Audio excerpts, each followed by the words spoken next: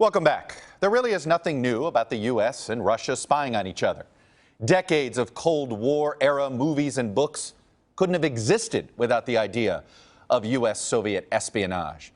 But what appears to be Russia's attempt to expose Democratic Party emails and sabotage Hillary Clinton's campaign would be entirely new. If proven true, it's already claimed one victim, former Democratic Chairwoman Debbie Wasserman Schultz. And WikiLeaks is promising there's more to come. Well, joining me now is the founder of WikiLeaks, Julian Assange, who has been granted asylum at the Embassy of Ecuador in London. He is currently fighting extradition to Sweden because of rape charges, by the way, that he denies. Mr. Assange joins me now. Good morning, sir. Welcome to Meet the Press. Good morning, Chuck. First, I'll have to, unfortunately, correct you for some sloppy journalism. I Go right ahead, sir. Charged with anything whatsoever, and I have already been previously cleared, and the UN has formally found this year that I am illegally detained in this embassy for the past 4 years.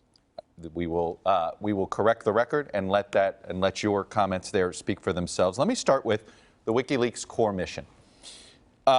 In the service that you have wanted it to perform, to speak truth to power. Are you concerned that when if a foreign government uses your entity, that you have now seen WikiLeaks get weaponized? Well, James Clapper on Friday, the head of US intelligence, the DNI, said there's been a lot of hyperventilation in the press and that it was impossible even to ascribe motive at this stage, let alone who it is. I'll give the exact quote. We don't know enough to ascribe motivation regardless of who it might have been. And hyperventilation also comes from James Clapper. So that's where we're starting in terms of US intelligence. Now, I think it's extremely interesting, however, the Clinton campaign, in order to divert attention from proof that we published that the Sanders campaign was subverted within the DNC, not simply comments within the DNC, but a chain of command issuing orders to push around without attribution fake stories showing that Sanders supporters were violent, amongst numerous other matters. That has been pushed out before the public. And response, what does the Clinton campaign do? The Clinton campaign tries to take attention away from a very serious domestic allegation about election interference and try and bring in foreign policy. Well, the easiest way, Mr. Assange, the easiest way to clear this up. So concerning. Right. So concerning is that even to the head of the DNI, the Clinton campaign is pulling the government, pulling the state of politics along with it to create an international conflict. Well, let me ask you this, though. This is unusual. But I have to come out and understand. But the easiest way to clear this up, Mr. Assange, would you be able to say categorically that a foreign government did not hand you this material? The issue at hand here is the idea that a foreign government is using you as a go-between, is using WikiLeaks. This is no longer about accountability on public figures. This is one foreign government going after another foreign government, using you as the intermediary. That seems to be a different deal than, for instance, a whistleblower handing material over to expose government authoritarianism or something like that.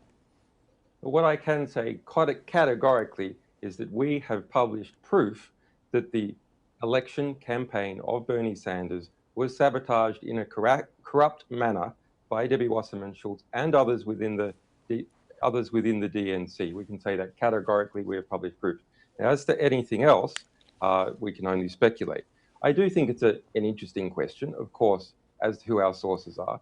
But as a source protection organization that many sources from across the world of many different types rely on to protect their identities and their right to communicate the truth to the public. And that's what we're talking about here, communicating the truth. I totally understand that, but doesn't, I got to ask you though, when a foreign government gets involved, there is a difference there. When a foreign government gets involved, you just said yourself, well, that's an interesting question. Transparency on WikiLeaks, why not be fully transparent and say, look, here's the material. Where it comes from doesn't change the facts in the material, but it is helpful to know that if a foreign government is involved, isn't that crucial information to civilians? I think that is an interesting question. The difficulty that WikiLeaks has, of course, is that we can't, go around speculating on who our sources are. That would be irresponsible. Well, no, you can't speculate. You know the answer. Well, Mr. Assange, Mr. Assange, you say you can't go around speculating. Do you not know the answer? We don't give any material away as to who our sources are. It's it's a security matter for us as to who our sources are. We have a perfect track record over 10 years. Okay, but let me ask you this. Do you accept completely accurate information All right. on the one hand, and on the other hand, of never revealing our sources? All right, let me ask you this. Do you, without revealing your source in this, do you accept information and leaked documents from foreign governments? Well, our publishing model means that what we publish is guaranteed to be true. That's what we're concerned about. That's what our readers are concerned about. That's the right of the general public to not. But isn't the right of the public to know the motive, to also know the motive of the leaker? Very serious true information, which is producing great investigative journalism in the United States and is continuing to do so as each day passes by. But I think that the real question is, what is the legitimacy now, and what is the accountability of what has occurred within the Democratic campaign, where we have clear proof of sabotage? It's already seen one head resign. Our sources within the DNC say that they believe more heads are going to roll. But what about the election? What's the redress for the people that have effectively, one can argue, have had a candidate stolen from them as a result of corrupt practices within the DNC? Are you hoping these leaks elect Donald Trump president? It does. I mean, it's irrelevant. That's not why we publish. WikiLeaks, let's take a step back. WikiLeaks was founded 10 years ago. We have 100% track record for accuracy on the material we've published. We have published 11 million publications, including 650,000 that are about Russia, mostly critical, more than 2 million about the government of Syria, including Bashar al-Assad's personal emails. We don't have any concern as to whether Hillary is elected or Trump is elected. We're concerned that the material we publish is always accurate on the one hand, and that our sources are protected on the other. And you are not troubled by the idea that a foreign government is handing you this information. Does that not trouble you at all if a foreign government is trying to meddle in the affairs of another foreign government? Well, it's an interesting speculative question that's for the press and others to. But does that not that doesn't bother you? That is not part of the WikiLeaks. Well, it's a meta story. If you're asking, would we accept information from U.S. intelligence that we had verified to be completely accurate, and would we publish that? And would we protect our sources in U.S. intelligence? The answer is yes, of course we. You used to have a TV show on a media company called Russia Today, RT. It is a company that is run by the Russian government. They still promote your television show. I know you haven't done an episode in 4 years. Do you have any other financial arrangement with the Russian government beyond RT? Well, okay. No, there's no financial arrangement. There's no one in this organization that is Russian or can even speak Russian.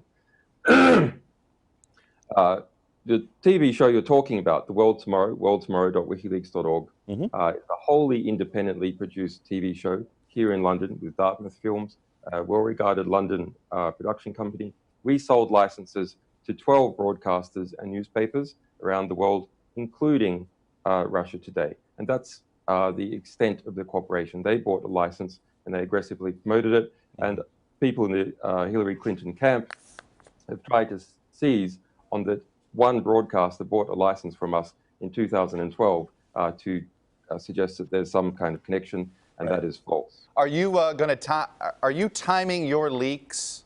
I know you have there's a lot of speculation that you have more information from what was taken from the DNC. Are you timing your leaks for maximum impact on the Clinton campaign? We're timing our leaks to make sure that A, that they're verified, that we keep our 100% track record, B, that they're formatted, indexed, in a position where investigative journalists can use them, that the public can use them, where lawyers can use them as pristine documents where prosecutors can use them. We have a great track record of contributing to hundreds of legal cases and prosecutions, let alone what happens in terms of political accountability. That's how we choose our timing. As soon as we're done, as soon as we're ready, as soon as we're confident in our material, and when there's a position where we know that the public is interested, that's when we release. Former supporters or current supporters of your mission are concerned that you release too much information, that you allow civilians who are not part of this, you allow too much of their private information out. There was a release of information, for instance, on Turkish citizens that was about the government, but it ended up releasing a whole bunch of personal information on millions of women in Turkey, for instance. Are you going to reconsider your protocols and redact information that would just harm civilians unfairly? I'm glad you brought up that Turkish case, because it is simply false. We did not publish any such information at any time in any manner whatsoever. It's simply a false story.